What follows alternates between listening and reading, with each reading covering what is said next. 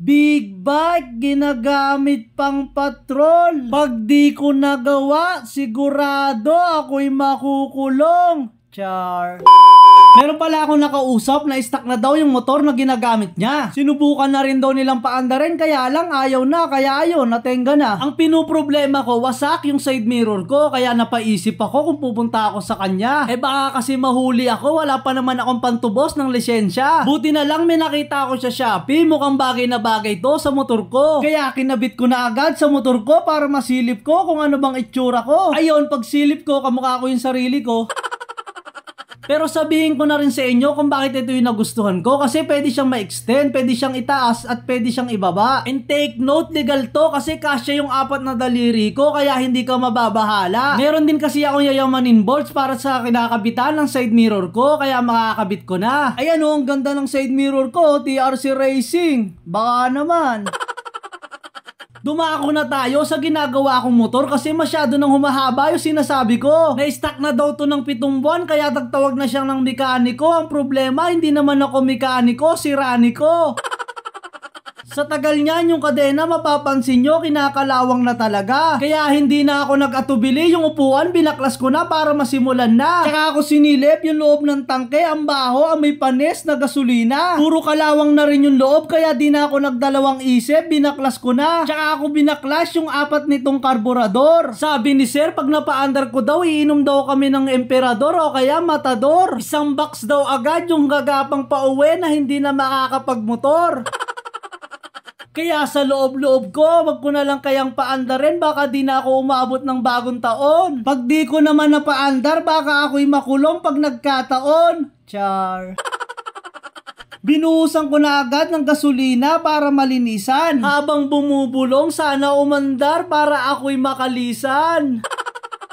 Ganito pala ako maglinis, sineseparate ko bawat isa. Kung saan ko binaklas, dapat doon ko rin ibabalik sila. Lalo na wala pa akong gamit pang synchronize nito. Malay mo may mag-sponsor, mabigyan ako para madami na yung matulungan ko. Huwag mag-alala, libre lang naman yung labor ko. Isa rin yon sa goal ko, makatulong sa kapwa ko. Ganito pala ako mag-test ng karburador para hindi mag-overflow. Para lang akong tumutugtog ng torotot habang sa likod ko may nagpapiano. Pagkabit ko ng karburador, iniisip ko okay na. Pagsaling ko ng gasolina, tumatagas. Nako, laking problema. Kaya binaklas ko isa-isa kasi alam ko na yung naging problema at kung ano ang papalitan. Yung mga o-ring nito na nagkukonekta sa bawat isa, kailangan na talagang palitan. Kaya nung mapalitan ko lahat, tsaka ako kinabit yung karburador. Ayoko na kasing patagalin pa, ayokong naiinip ka, kaya paandarin na natin yung motor. Kaya nilapit na agad ni sir yung sasakyan niya para ma-jumper kasi sobrang hina ng baterya. Ayoko na rin patagalin, ano pang iniintay? Start na agad yan.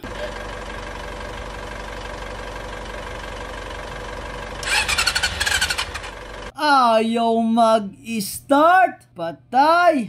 Kulong. Wala pa palang gasolina kaya talagang hindi aandar. Meron pa rin?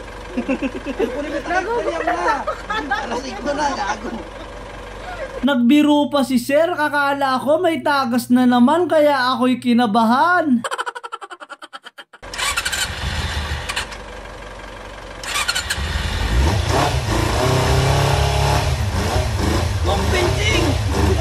Okay na! Apakaangas!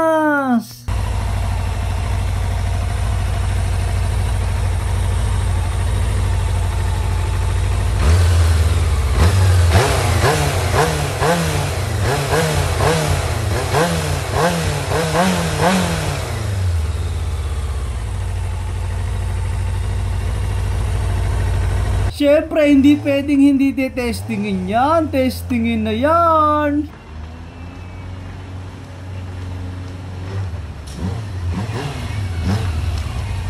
Mabigat nga pag ano. Salamat sa panonood. Ingat.